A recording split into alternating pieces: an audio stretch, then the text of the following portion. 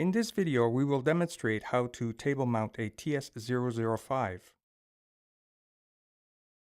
First, drill a 24mm or 15/16 inch hole through the surface.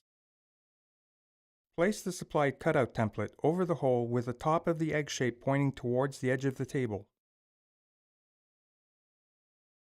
Next, drill a 3mm or 1/8 inch hole for the spin limit peg of the TS005. The hole needs to be at least 6mm or 1/4 inch deep for the peg. Disconnect the TSC1. Next, feed the ribbon cable through the hole so that the TS005 is sitting comfortably on the table.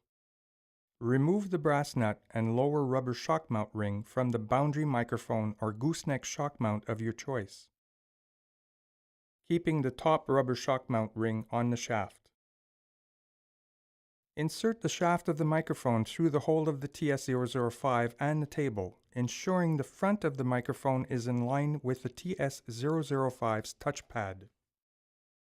Slide the notched shock mount ring supplied with the TS005 onto the microphone barrel and push fit it into the table, ensuring the ribbon cable comes out through the notch of the ring.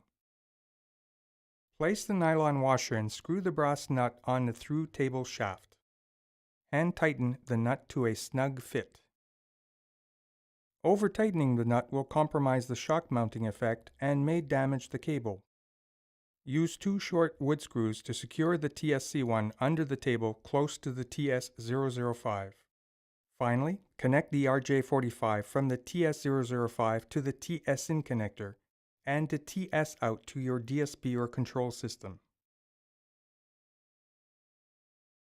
Thank you for watching. For more information, please visit our website at clockaudio.com.